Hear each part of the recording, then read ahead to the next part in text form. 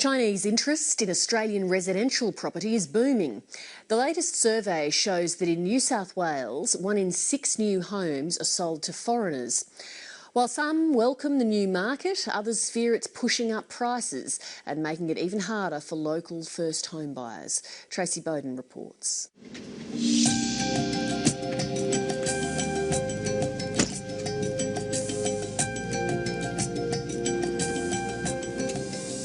Hi Amy, it's Monica here. How are you doing? Monica Tu's company, Black Diamonds, is all about luxury. And take you to Mosman. This high-flying businesswoman calls herself a property concierge and advises her cashed-up clients on everything from housing to schools to golf courses. This beautiful water view, brand new house. We're very specialized in luxury properties and selling, and it's a concierge service. So we try to help to sell the property and try to help people to settle into Australia. So many are wealthy Chinese migrants. So come up this, we have big living space here and the view here. It's northeast facing and the view is look Manly. Today, Monica Tu is showing client Amy Yang through a brand new home on Sydney's exclusive Lower North Shore. The asking price, $13 million.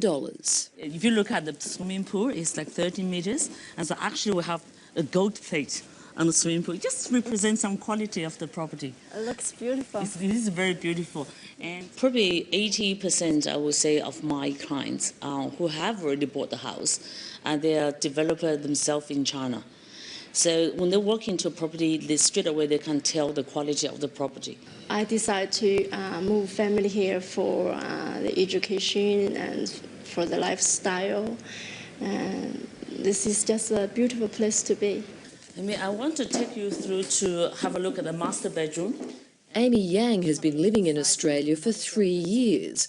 With Monica's help, she's already bought a home in Sydney's eastern suburbs. Now she's on the hunt on behalf of a friend living overseas. My friend is based in Hong Kong. He have been here visiting me for a few times. So he loves Australia and he wants to move family over to Australia in the future. Well, the Chinese buyers have been, I guess, around for some time in Australia, but the surge of activity in the last 12 months is somewhat unprecedented. I haven't seen as much interest from an offshore market in this country in 30 years, my 30 years in real estate anyway. There's a very strong and growing middle class in China who are very interested in property, and Australia is seen as a very interesting market to shop in. I'm Janelle, Director of the CBRE. I'm so proud to introduce our new project, Hurstville High Point. Away from the mansions, there's a different type of real estate being vigorously marketed to Asia, mainly in Sydney and Melbourne, but also on the Gold Coast and in Perth. Off the plan, high-rise apartments. It's regionalised into certain areas, but we are finding that in some suburbs that 90% of a new project will sell to Chinese buyers. Under guidelines announced in late 2008, if a developer has pre-approval from the Foreign Investment Review Board, 100% of the apartments in a new development can be sold to foreigners. So in some cases there are developers who are essentially building directly to sell to China, and they're advertising on websites over in China and using Chinese connections to be able to actually sell off the plan. And we're also seeing other investors, some resident here in Australia and some resident overseas, looking at the high-rise market and wanting to buy in as well. B107! B107! Here at Hurstville in Sydney's south, people have been lining up since early morning, hoping for first choice of the apartments in the High Point complex. Many of them are originally from China, but are now Australian residents, like Bo Yu, who moved to Sydney 6 years ago. So what are you hoping to buy today? I'm hoping to buy a 1-bedroom and 1-study, just for my first home. They want to take both or they want to take one? You want to take both? 3711. But Bo Yu isn't guaranteed success. Within minutes of the sales office opening, deals are being done. Well, we sold 250 units in our first release, 3 hours, and this morning we've sold another 50 units. So we've sold over 300 apartments.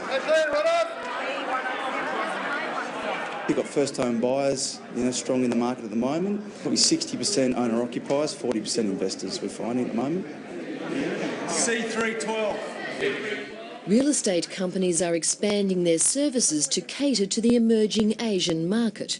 McGrath Estate Agents has set up a special Asia desk and prints many of its publications and brochures in Chinese as well as English.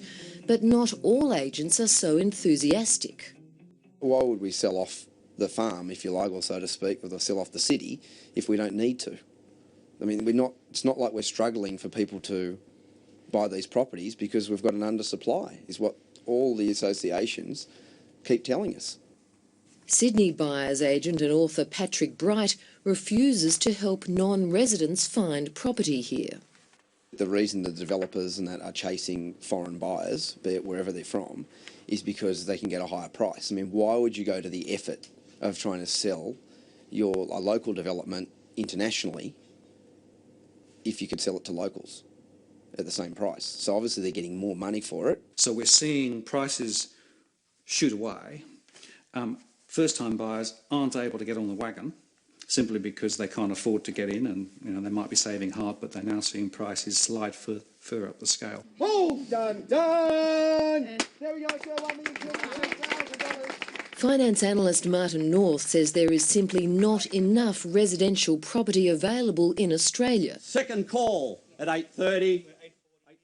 And it's also very hard to find a property because when you actually go and attend an auction, you suddenly discover that investors from overseas and local investors and baby boomers are also trying to buy the same property. So it's very hard for first-time buyers to get into the property market. Look, I think overall people are hearing about the trend and they're probably thinking that it's driving their prices up. I think the prices are going up because the market's improving overall. This is one factor that's driving it up, but it's more localised.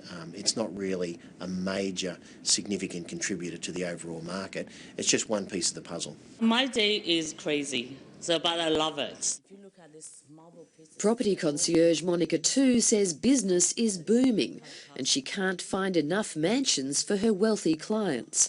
Nonetheless, she sold $21 million worth of property in August and is fast approaching her target for the year. This year I want to do $100 million and I'm very close. Tracy Bowden reporting.